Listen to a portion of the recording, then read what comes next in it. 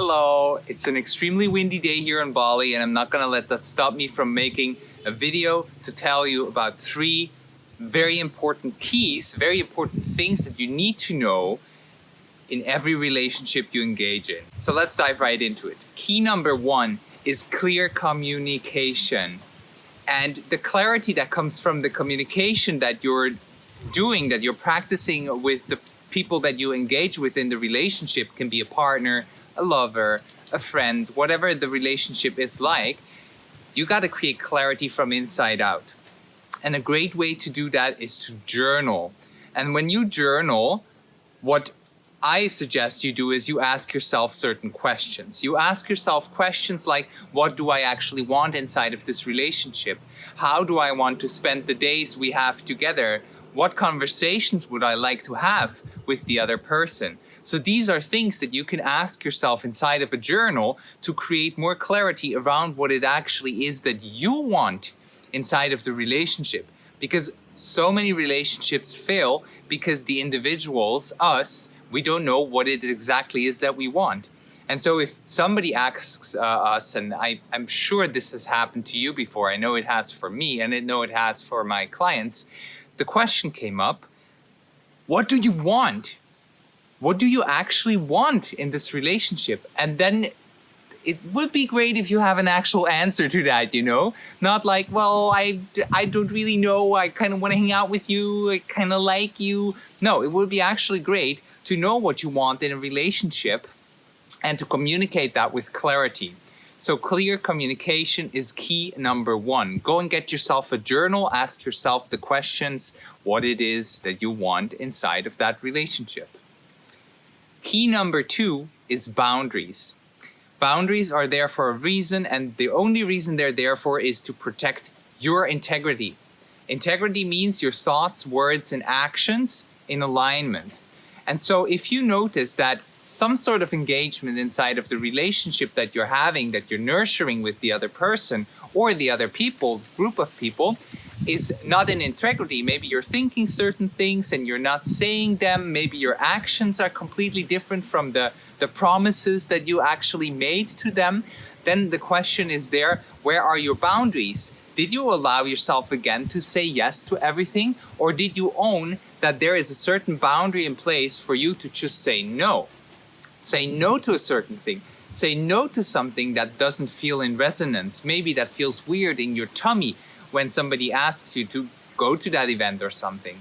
So clarify your boundaries inside of the relationship is my key tip number 2.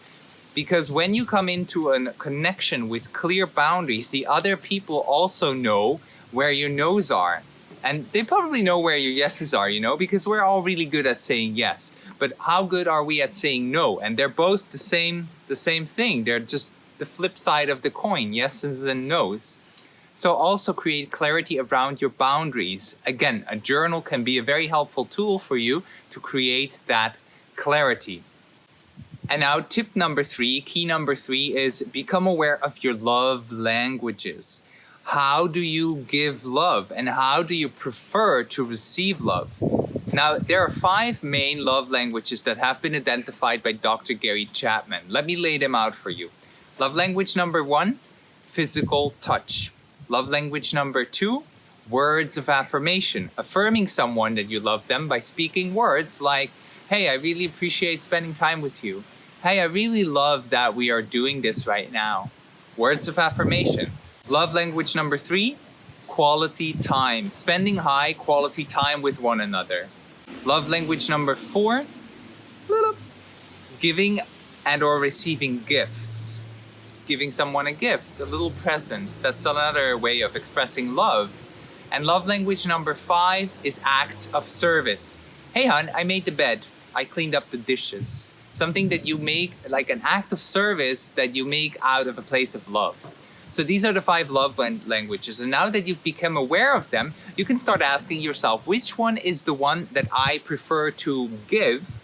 And which one do I prefer to receive? And that's a conversation you can have with your relationships, with your partners, with your lovers, so that you can find out which ways they preferably want to receive love and which ways they can provide you with love that lands with you. Because when somebody throws love at you in a way you can't catch it, it's frustrating. So get your love languages clear, get your communication clear, use a journal for that, and get your boundaries clear. These are my 3 key tips for you today. If you desire to dive deeper into what it means to have conscious and healthy relationships, you're warmly invited to join my 6-week mastermind, which I'm hosting from October on. The doors are about to close. They're closing on the 28th of September, and I've still got some spots left open. The spots are limited, so go and check it out. I'll leave you the link down in the description below of this video, and I would love to see some of you swing by there and create more healthy relationships, and at the same time become the magnet for your dream lovers, your dream partners, and your dream friendships and relationships. My name is Fuchs. I'm your health and relationship coach, and I wish you a beautiful day or night wherever you are.